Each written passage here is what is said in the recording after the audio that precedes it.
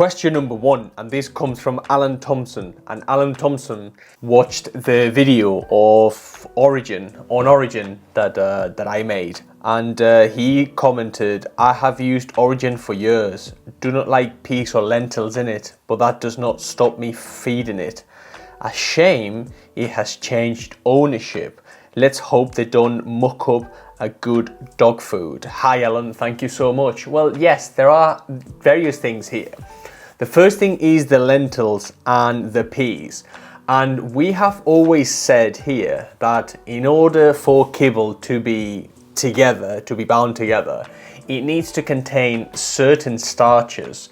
And the thing that has always baffled me the most is that a lot of companies, a lot of lower quality companies will actually put certain high glycemic carbohydrates and things that aren't very good for dogs. Things like rice, wheat, barley, corn, and all those ingredients that are extremely cheap to manufacture, extremely available from the food industry, and things that should not really be touching our dogs.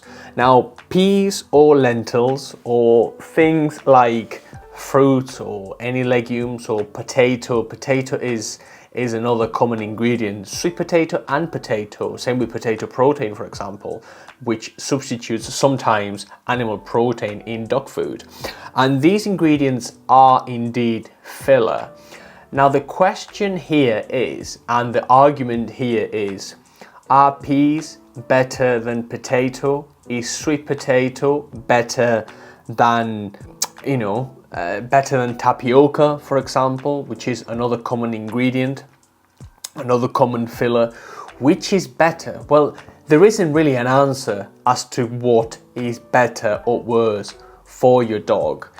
I suppose, and this is something that nobody really knows, is that the fewer of these fillers that are put into our pet's food, the better, There's a lot of companies nowadays that I see commercial, and they contain maybe 25-30% sweet potato. So you take one of the better fillers in sweet potato, and you put 25-30% sweet potato in the recipe, in the ingredients list. And I don't think that's a very good use of sweet potato. So as with everything, Alan, things in moderation are always best. And when it comes to lentils or peas or potato or starches or tapiocas, for example, the fewer, the less the filler, the better. With regards to the change in ownership of Orijen, it is my belief that, Orijen has been acquired by Mars Inc. Yes, they're the chocolate company, and they are one of the big three in the pet food industry. They control so many brands. They control veterinary practices. They control a lot of what you categorize as the pet food industry and the pet industry. They are very efficient. They are worldwide. They are everywhere. And some of their brands are complete horse hockey, in my opinion. They contain subpar ingredients. A lot of the veterinary recommended diets come from Mars Inc. and they are horrible. I would not ever feed my dog something like that. But with Orijen, I think that they lacked that upper echelon, high quality brand of dog food. And it is true that they, in recent years, they have been trying to acquire and have acquired a couple of companies that are better, the brands that are better than your generic run-of-the-mill things with 60-70% carbohydrates. And these brands are better, and Orijen seems to sit at the top of the acquisitions in terms of quality. And the local rep for Orijen here in the UK, our local salesperson said something that was very interesting, and I think there's something to that. And he came to the conclusion that it wouldn't really make sense for Mars to change the recipe in Orijen because it is already a phenomenal selling product. Now, maybe it was a self-serving statement because, as we have seen with Acana, the shrinkflation is really real. For those who haven't really noticed or don't know, they have reduced the packet size from 11.4 to 9.7. It is going to be more expensive, and they are diluting down the amount of the ingredients list is being diluted down. It isn't as good as it was, or it's not going to be as good as it was. It won't respect the whole prey ratios as Acana once prided themselves in doing. And so, but this is Acana, this is in Orijen. But essentially, Champion Pet Foods controls both. So yes, is there an argument where Mars is going to start tinkering with Orijen and the recipe and the ingredients, and it's going to dilute down a lot of the ingredients? Yeah, maybe, because it's already happening with Acana, and that's one of the reasons why, well, that is the reason why we have stopped selling Acana ourselves. And let me tell you, it is very, very difficult for companies like ours.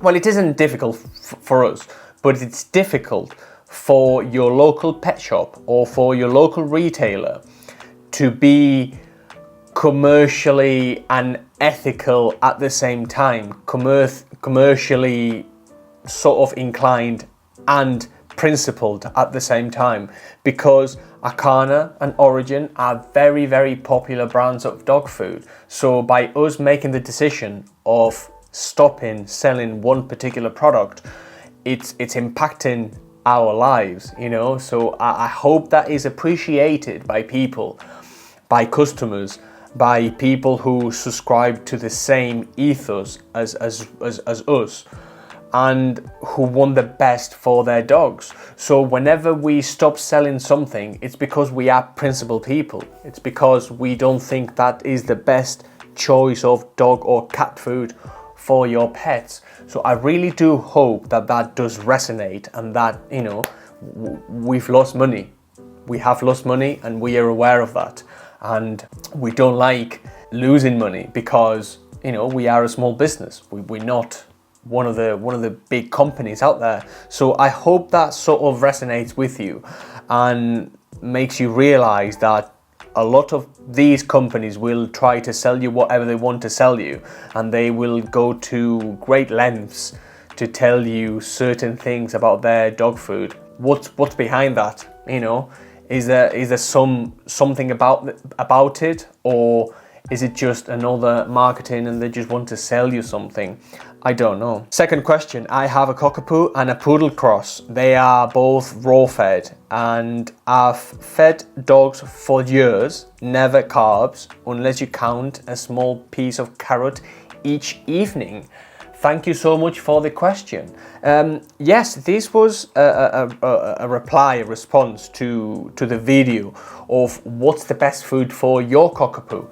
And in that video, I highlighted that cockapoos and German Shepherds and Border Collies and Bull Mastiffs, they all need to follow the same guidelines. And unless you have a dog with a particular dietary requirement, the dog should be eating the same thing. And this lady obviously commented that, you know, whenever we say that dogs have no dietary requirement for carbohydrates whatsoever, that they can make their own blood sugar from protein and fat, and they do not need anything whatsoever in the form of carbohydrates, it's that, yeah, we never fed carbs unless you count a small piece of carrot each evening. Yes, that is a starch that will get converted into sugar in the liver, metabolized into fructose in the liver. So yes, carrots are They are absolutely carbohydrates. I don't see an issue with you feeding your dog a carrot, every now and then, because the dog is raw fed, the dog is fine, or the dogs are fine, the dogs are healthy, the dogs are raw fed, and that's something that shouldn't really bother dogs. The problem again comes when people start giving their dogs whatever they deem as appropriate for the dog, and we see this all the time. We see a lot of people trying to make their dogs food because they might be fussy, because they might have a health issue, because of whatever. And we see this trend time and time again. The dog's diet is all over the place, and this happens every single week a few times whenever we speak to people. And whenever we dissect and we analyze and we talk to these people, a lot of the health issues, a lot of the allergies, a lot of the diabetes or pancreatitis or disparity in blood glucose levels and that sort of thing stems from the owner doesn't know what the dog is meant to eat. So we give the dog whatever we think the dog needs, and then we project to the world what we think is best for the dog. And that's not what's best for the dog, is what you think is best for the dog. So my only thing would be carry on watching the content, try to subscribe to something like our channel, which follows the whole prey ratios, which is not married to anybody commercially, and who just wants to tell the truth about what dogs and cats are meant to eat. So yeah, unless you count a small piece of carrot each evening, if the dogs are okay, yeah, why not? It's a treat, it's a healthy treat, it's not processed. Does the dog need it? Not. They don't. But it is what it is, They're your dogs, nothing wrong with it, but they don't need carrots. There was a little segment that I wanted to do on environmental allergies, and we are coming into the autumn, and some of these allergies are flaring up again. Whenever there's a change in season, you might notice that your dog becomes itchy, starts itching like crazy, or starts like scratching ears or biting their paws or whatever. Signs of discomfort around the change in season. And there's a few things you can do in order to mitigate it. The first one is obviously look at the dog's diet, and we are never going to stop talking about their diet. If you have a dog with an allergy or with a suspected allergy, you need to be sure that the dog's diet is on point. Make sure there's no inflammatory ingredients, and make sure that the protein and the quality of the ingredients is on point for your dog. We can then start thinking about what it means to have a dog which is sensitive, allergic to something. At heart, dermatitis, itis means inflammation. Inflammation stems from the weakening of the immune system, of the dog's immune system. So the question then becomes, how can I boost my dog's immune system? Well, the first thing we can do is treat it with some omega-3s, anti-inflammatories. Omega-3s are meant to be and are known to be anti-inflammatories, like a good quality salmon oil. A good quality salmon oil, not a commercial run-of-the-mill rancid salmon oil. I'm talking about proper salmon oil, organic salmon oil, not from salmon that has been farmed in a very small pond somewhere. That's not the salmon oil I'm referring to.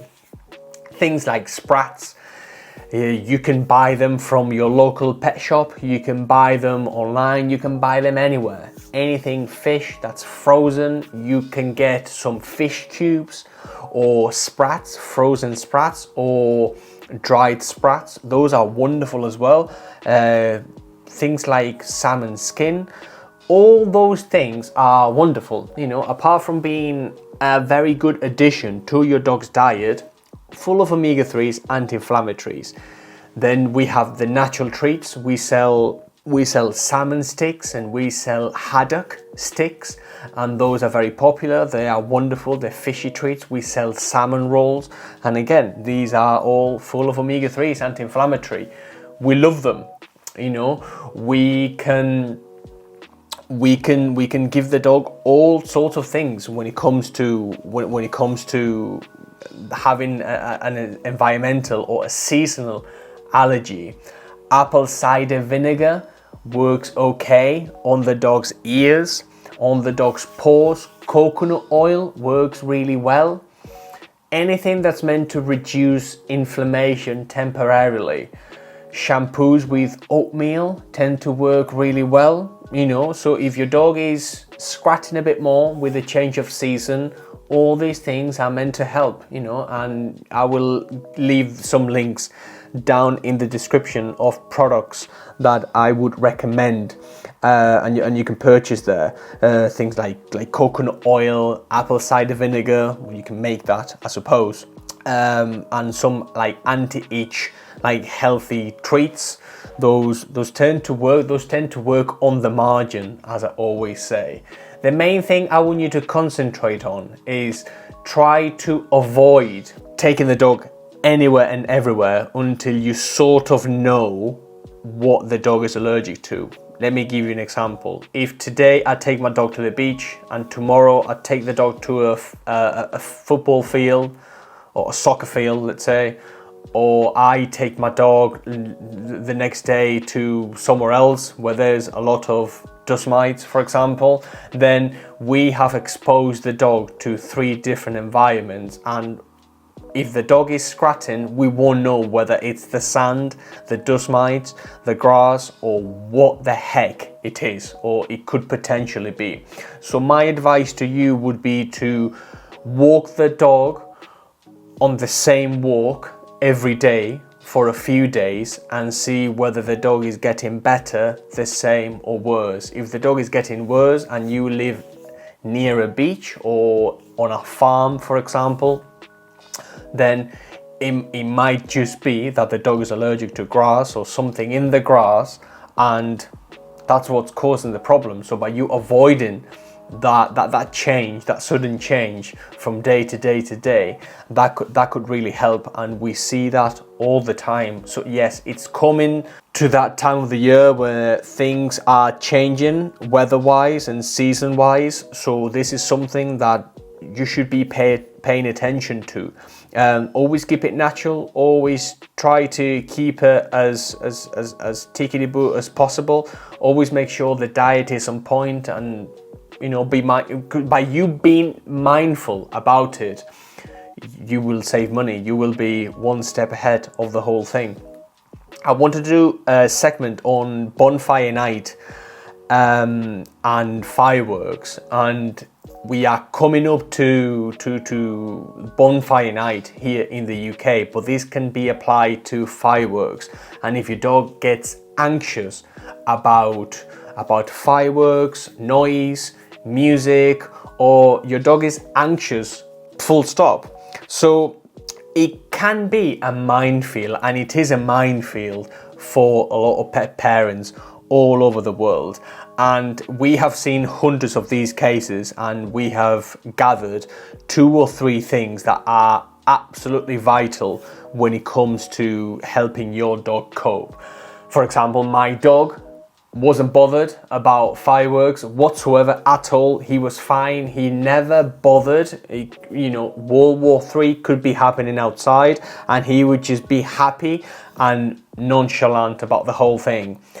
But last year or a couple years back, he started being anxious and he started being concerned about fireworks. So I now do this alongside you. So I know this works, and I know this works for so many people. The first thing I want to share with you is that you should not be making a big deal about it. A lot of people, and rightfully so, and including myself, will start hearing fireworks go or a particular noise that know the dog might be reactive to, and they might start flinching or looking concerned or looking about and looking at the dog and what the reaction is going to be. This is literally the worst thing you can do. The worst thing you can do is make a big deal, make a big fuss, make the dog be alert that you are doing this, so let's try not to do that. Let's don't make a big deal out of fireworks, bonfires, or anything else. Let's try to be as calm as possible and try to go on about our day as prescribed, as intended. The second thing, and this ties to the first point, is do not leave it until the last minute. Our pets love routine. They like and they thrive on routine. The same thing every day. As soon as you start changing one or two things in the dog's routine, the dog might get off course, might stop eating, might stop doing this, might get destructive. All these things stem from the dog not having the routine.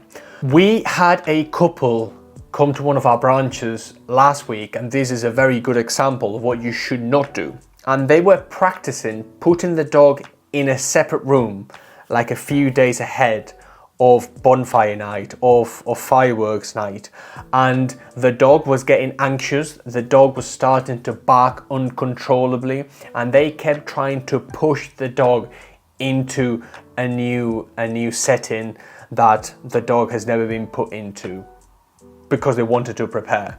But that's the wrong preparation. What I mean by preparing is do not leave it until last minute and keep the routine. Let's try not to, tinker too much with the dog's environment, and let's try to keep everything the same. So yes, do prepare. Make sure you have everything in place, but at the same time, don't act weird and don't make a big deal about the whole thing. The third one, and this is something I do all the time because my dog regurgitates and vomits his food, and this is because he gets either hunger pukes, because he starts walking up and down after he's eaten, or because God knows. But anytime my dog eats and starts pacing up and down, he ends up regurgitating. So the modus operandi is for him to eat and for him to sit down, and he doesn't move for at least an hour after dinner and after breakfast. Otherwise, he brings his food back. So if your dog is getting anxious and your dog you suspect might vomit, it would be a very good idea for you to fast the dog, or for you to plan food times around the fireworks. Try not to, overfeed the dog or feed the dog at all if you are going to have people around, or if you're going to leave and the dog might get anxious about the whole thing. And so, yes, plan food accordingly.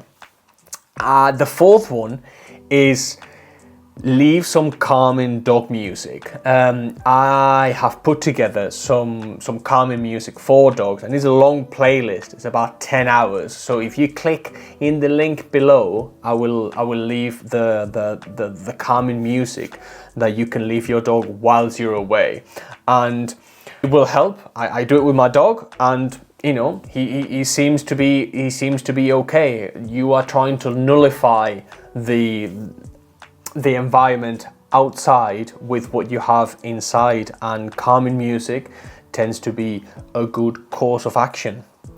And then when it comes to supplements, when it comes to tablets, when it comes to products for fireworks, these are some of my favorite ones. And again, I'm going to put a link in the link down below, so you can click there and you can see some for yourself. You are looking for things like valerian root, which is praised everywhere as something that can calm everyone, people and animals and that sort of thing. L-tryptophan, which is another active ingredient, and things like, I've written them down here, chamomile, skullcap, fish oils and mistletoe. And the list is not exclusive, but you have calming supplements for dogs, calming treats, valerian calming compounds. We have the plug, the plugs that you put, and they release certain compounds and certain chemicals and certain natural things for your dog. And then we have other calming supplements. Again, another common mistake that people make with calming treats for dogs is they underdose the dog. So if you are going to give your dog a calming product, make sure you read the prospect and you dose your dog or cat accordingly, which is why a lot of people will buy valerian root or whatever, and valerian tablets, which is the ones I give my dog, and they will underdose the dog, and then they complain because they don't see the product working. Well, if you're not reading the prospect properly, if you are not administering the treatment correctly, then the product is not going to work. The product is not magic. So make sure you always dose the dog accordingly and appropriately. And good luck. It's all over the world, and we have an international audience, and thank you so much for listening wherever you are. Anytime you have a dog and fireworks together is an absolute it's a source of worry. It's a source of anxiety for both dogs and people, and it's something that cannot be underestimated. It's something that really grabs people and gives you some stories. I remember a couple talking to me and telling me that on Bonfire night their greyhound was so anxious that they just had to turn the radio on, put the dog on in the car and drive up and down for hours and hours and hours all night once a year, because the dog would get so anxious and really suffer. So this couple, bless them, they put the dog in the car, put some good music, some relaxing music on the radio, and drove for hours and hours and hours, and that seemed to work for them. But I don't think that's most people. Most people would do well by planning ahead, by not making a big deal out of it, by putting some calming music for the dog, and for them to have a little calming treat or calming treatment, tablet, remedy, whatever you want to call it. So those would be my best tips, and they do work for my dog or cat, and they're very happy. Well, they're very happy. They are as happy as they can be on that occasion or those occasions, and there's a few during every year. So yeah, those are my best tips. If you want to speak to us, you can book a consultation. You can book a consultation down below, and you can go to thepetquarter.co.uk, click on consultation, and we will help you with whatever you need help with. And with that, I will see you in the next one.